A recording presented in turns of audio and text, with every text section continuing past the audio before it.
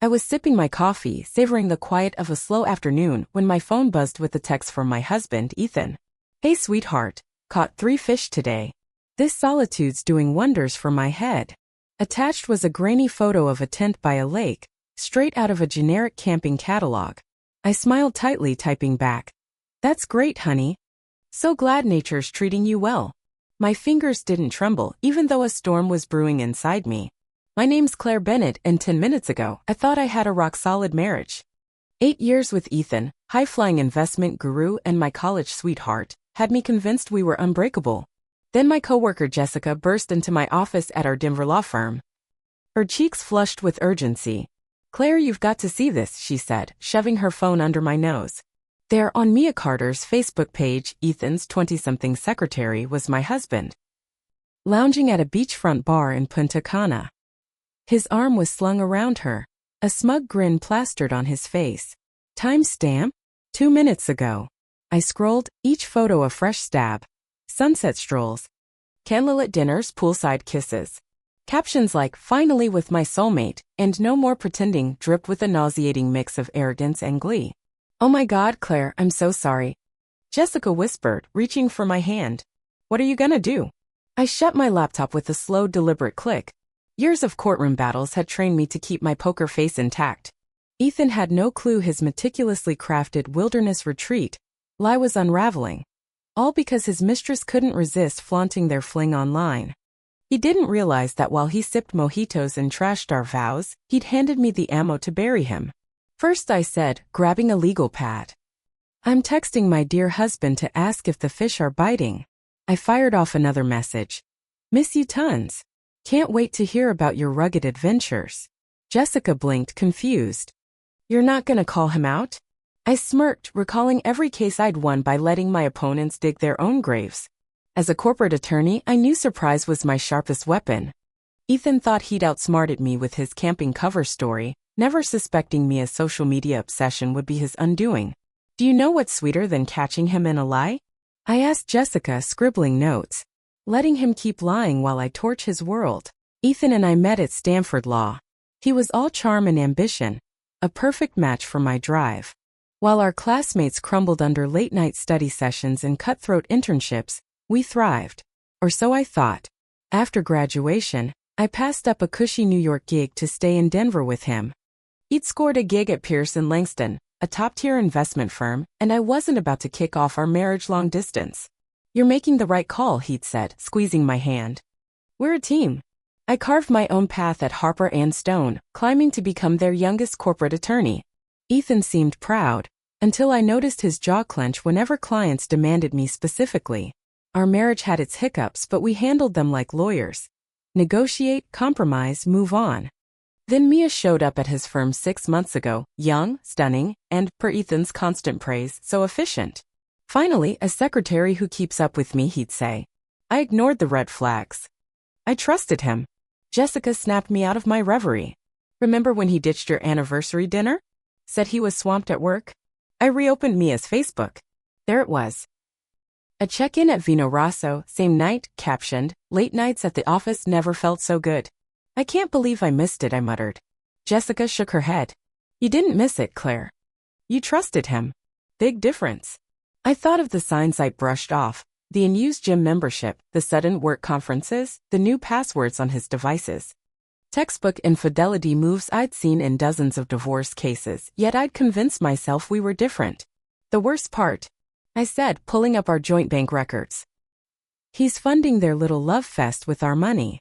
Jessica's jaw dropped as I pointed out first-class tickets to Punta Cana, a 5-star resort, jewelry I'd never worn. He's done, I said, drafting an email to my bank. Not for long. For the next hour, I cataloged every shady transaction, dinners I'd never tasted, hotel rooms I'd never slept in. The evidence was a prosecutor's dream. Check this, I told Jessica, pointing at a screen. He booked Punta Cana 3 months ago. This wasn't a fling, it was premeditated. Why the camping lie then? She asked. Before I could answer, my phone pinged with another text from Ethan. A stock camping photo captioned, Home Sweet Home. Stars are unreal out here. My hand shook, not from hurt but from a white-hot fury. 8 years. And he couldn't even fake it convincingly. I dug into Pierce and Langston's employee handbook. Relationships between bosses and subordinates? Grounds for instant termination. Then I hit Mia's Instagram. Jackpot. Months of not-so-subtle posts, Ethan's watch and dinner shots, his name on coffee cups, a selfie of her on his desk, him grinning like a lovesick fool. It's worse, Jessica said. Peering at the financials. Look at these transfers. My stomach lurched. Ethan had siphoned $90,000 into a secret account. That's not a fair money, I said, voice low. That's exit money. The truth slammed into me. He wasn't just cheating, he was plotting to ditch me, hiding assets while I built our life. I stood, resolve hardening. Jessica, cover my meetings this week. What's the plan? She asked. I typed Ethan another sugary text. Miss you so much. And hit send. I'm gonna make him regret ever learning to lie. Next morning, I strode into Summit Credit Union at opening bell. The manager, recognizing me from corporate deals, ushered me in. Claire, what's up? Fraud on my joint accounts, I said. Sliding over Ethan's transfer records. He's moving money without my say-so. By 9 a.m., I'd frozen our accounts and shifted my assets to a new one. Ethan wouldn't know until his next bar tab bounced. Back at the office, I called Susan Pierce, HR head at Ethan's firm and a former client. Susan, we've got a problem. Ethan and Mia Carter. I sent her Mia's posts. This breaks your supervisor-subordinate policy. Her silence spoke volumes. I'll escalate this now, she said finally. It's serious. Next, I called our locksmith. Ethan never bothered with home stuff and had every lock swapped by noon. His designer suits and monogram shirts? Stuffed into trash bags on the driveway. Ethan texted again. Missing you. Can't wait to share my adventures. I grinned, replying, miss you too. Did you pay the credit card bill before you left? Of course, honey, don't sweat it, he shot back. Lie. The overdue notice was staring at me. Jessica called at noon. Mia posted again, Ethan toasting on a sunset cruise. Living my best life with my soulmate. I forwarded it to Susan. No more hiding. I muttered. The locksmith finished as my divorce attorney confirmed the filing. Checkmate. Then Ethan's boss, Robert Langston, called. Claire, I assume you know why I'm reaching out. I can guess. He's been embezzling client funds for this affair. The photos sparked an audit. It's ugly. How ugly? Criminal charges ugly. Police reports filed. I exhaled. Stunned but not surprised. Another call came, an unknown number. Claire Bennett. A shaky voice. I'm Tara, Mia's old roommate. You need to know something. Go on. This isn't their first rodeo. They've scammed execs at Ethan's old firm. Blackmail with compromising pics. But Mia fell for him this time, went rogue with the posts. He's livid. The room tilted. The hidden money. The client funds, it wasn't just betrayal, it was a con gone sideways. Why tell me? Mia's freaking out. He's threatening to frame her. I called Robert back, spilling Tara's intel. 3 other firms, he said, scanning my evidence. 3 execs blackmailed. How'd we miss this? They were slick, until Mia got sloppy. Ethan texted again. Dinner by the campfire. Wish you were here. I replied, trouble with an account, babe. Check your email. I sent him a bomb, screenshots of his past schemes, Mia's posts, Tara's statement. Guess your camping trip's over. My phone blew up. 6 missed calls from him, a frantic Mia confession video on Facebook before she nuked her account. Robert confirmed, FBI's in. Meeting tomorrow. That night. In my lockdown home, Ethan texted one last time, you don't get it. I can explain. I get it fine, I replied. And I've got receipts. I blocked him, poured a glass of wine. And toasted to the chaos I'd unleash. The FBI meeting was a circus. Ethan and Mia got nabbed at Punta Cana's airport. 6 clients, Robert groaned. $2 million. Agent Harper laid out photos, Ethan and Mia with various execs, same playbook. My phone buzzed Ethan from a hotel line. Baby, please, we can fix this. Fix what? I texted. The affair or the felonies?